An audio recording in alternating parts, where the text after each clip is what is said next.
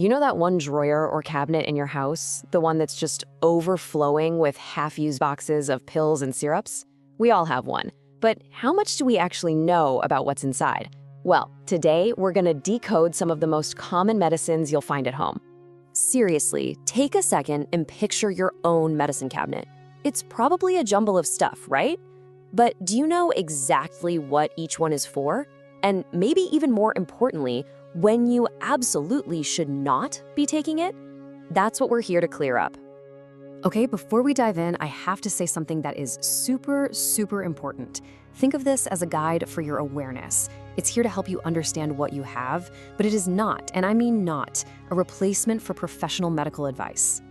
This right here, this is the golden rule for everything we're about to discuss. You've got to read the label every single time.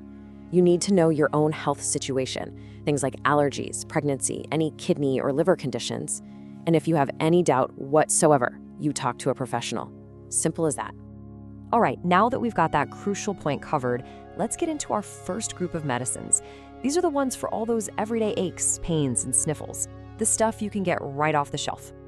So we've basically got two camps here. For pain and fever, you have paracetamol. It's a classic go-to. Then there's ibuprofen. It handles pain and fever too, but it has an extra job. It also tackles inflammation, which is what causes swelling. Then you have your allergy fighters. Cetirizine is a good all-rounder for things like sneezing, while levocetirizine is often used when your main complaint is a runny nose. Next up, let's talk about the stomach. From that queasy feeling to heartburn, there are a few usual suspects you'll probably find kicking around in your medicine drawer for these kinds of troubles. The key here is knowing their purpose. See, domperidone is in a class of its own. It's specifically for stopping nausea and vomiting. The other three on this list, pantoprazole, rabeprazole, and omeprazole, they're all focused on the same thing, reducing stomach acid to help with that uncomfortable gas and acidity.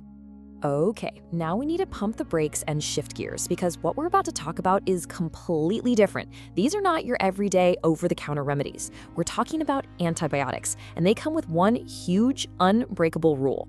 Let this sink in for a second. Antibiotics are always prescription only. Powerful medicines like amoxicillin or azithromycin are not something you just decide to take.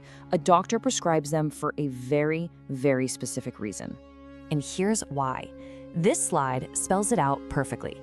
Antibiotics are designed to kill bacteria. Think of things like a nasty bacterial throat infection. What they absolutely do not treat are viruses.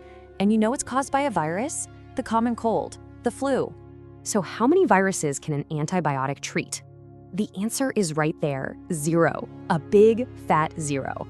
Taking an antibiotic for a cold doesn't just not work. It's actually harmful because it helps create superbugs that are resistant to antibiotics. It's a huge global problem. So please, remember this number.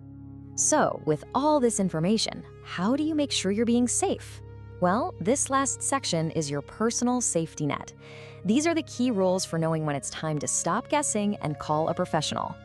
Let's just walk through this. Step 1, know the limits. We just talked about this. Antibiotics don't work on viruses like colds and flu. Step 2, recognize the red flags. Things like chest pain, trouble breathing, a severe allergic reaction, these are not things to wait on. You need urgent care. And step 3, watch the clock. If you're not feeling any better after 2 or 3 days, or if you're actually feeling worse, that's your cue to consult a clinician. And that's a wrap. You know, the goal today wasn't just to give you a list of facts. It was to help you start asking the right questions. So I'll leave you with this to think about. The next time you reach into that medicine cabinet, what's the one critical question you're going to ask yourself before you take anything?